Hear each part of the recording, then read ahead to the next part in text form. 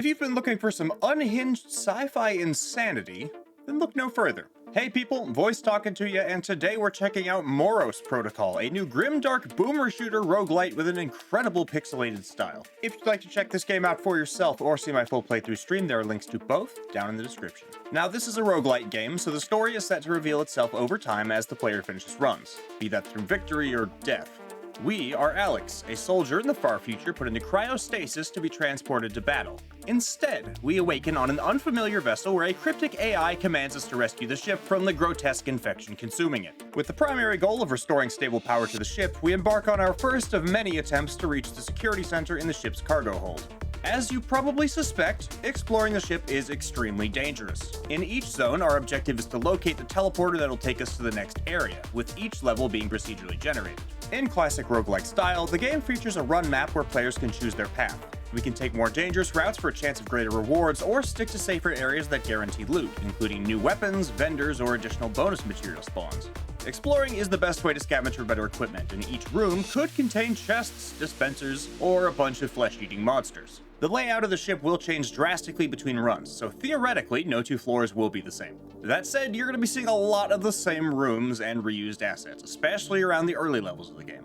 Despite this, the game's visual style proves to be consistently charming and less painful to the eyes than other pixel-smashed graphics. Make no mistake though, this is a thoroughly gory experience, crawling with worms, splattered in copious amounts of blood, and filled with squirming mounds of unrecognizable flesh. Whatever this infestation is taking over the ship, it's nasty. If the squishy sounds of blood and guts underfoot makes you nauseous, this is gonna be a hard sell for you.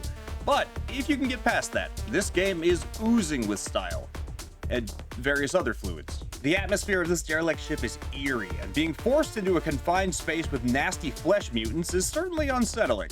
This is also a title boasting an awesome mix of metal and synth music to keep your heart pounding. It's not anywhere near the chops of Ultrakill or Doom, but that's a pretty high bar. The sound effects for many of the guns could do with a bit more oomph, but it doesn't take away from the satisfaction of ripping and tearing through hordes of space bugs. When a combat encounter starts, we'll be pushed into the room and locked inside by highly suspicious means. Clearing the room of hostiles is the only way to get out, and most of these chambers are pretty tight. We're pretty fast on our own, and we can jump or dodge to avoid enemies, but with the limited space and swarms of monsters chasing us, it's easy to get cornered if we don't move carefully. Stamina is also of vital importance here, so don't overextend yourself. The feel of combat is more like classic Doom than anything else, with careful maneuvering being more important than staying mobile. While the model variety of enemies could do with some improvement, there's plenty of tactical variation to keep us on our toes. There's a mix of melee and ranged fighters, flying and grounded enemies. Some are weak but fast, some are strong but slow, some spit poison, some have armor, and some explode when they die. The cool thing is, even the first enemies we encounter remain a threat. Worms may be extremely weak, but in the blur of combat with more dangerous enemies, they can be difficult to spot and harder to hit. These frantic battles are made even more chaotic by the presence of environmental elements. Explosive barrels, poison sacks, and fuel cells will all explode when damaged, making them useful for clearing rooms. Of course, you'll want to make sure you don't get caught up in the blast too, which is harder than it sounds in the tight corridors of a starship. Probably my favorite ability in this game is the kick though. You can launch explosive barrels across the room or send empty crates smashing into enemies. Combat can vary a bit between different playstyles, and your capabilities will depend largely on how much ammo you have and which weapons and augments you have equipped. The weapons are pretty straightforward. We can carry one melee weapon and two guns of either physical or energy variety. I'll admit, about halfway through the demo, I was beginning to worry that the only guns in the game were pistols, but eventually I got my hands on a Tesla gauntlet and a pump shotgun that gives me hope for some variation. Aside from the Tesla, however, these guns are mostly what they appear to be, without any interesting gimmicks or powers. No, the core of our build comes from the augments we find or purchase along the way. Our character has set slots for armor augments, and each weapon can be equipped with one or two augments that match its weapon type. There are a few boilerplate varieties that add some extra damage or fire rate, but most augments drastically change the way a weapon works, though often with some downside as well. One might greatly increase the damage of a weapon while drastically slowing our movement, or double our melee damage while halving our health. These buffs can be pretty fun to mess around with, but we don't often get to choose which augments we collect, so unless you manage to gather lots of them, which is entirely based on RNG, it's pretty difficult to put together any kind of functional build. It's entirely possible for the player to find only energy weapons and only get augments for melee.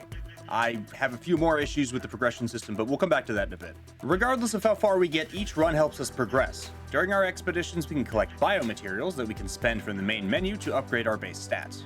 I'm not going to pull my punches here, the level up system was pretty disappointing.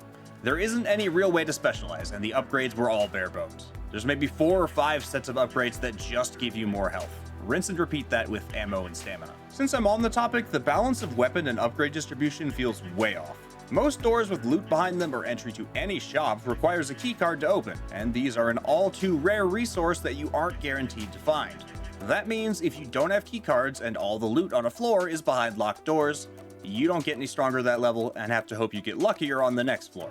You don't even get to know if the shop that you're opening is an upgrade shop, item shop, or just a way to re-roll augments, so you'll often spend keycards on things you just don't need without even knowing it. This is a roguelite though, so death is an expected outcome. Each of our deaths is also canon, and we get some unique dialogue between our character and the AI each time it shoves our consciousness into a new crewmate's corpse. The story here is pretty intriguing, and both the style of the characters and the dark absurdity of it reminds me very fondly of Ultrakill. Especially the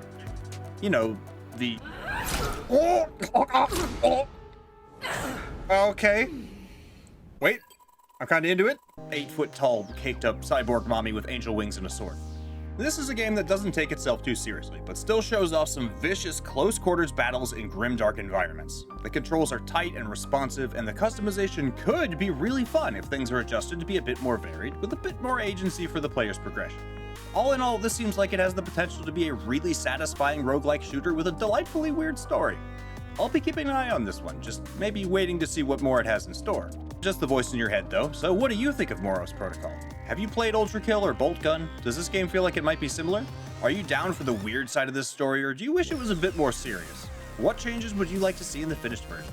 Let me know what you think down in the comments, I'd love to hear from you. If you enjoyed this video, leaving a like or a comment helps me out a ton, and may stop a cyborg from crushing me.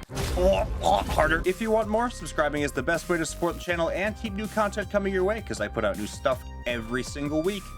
Thanks so much for listening to me today, and you'll be hearing from me again real soon. Me too. Oh, jeez. Oh, that's so overdone.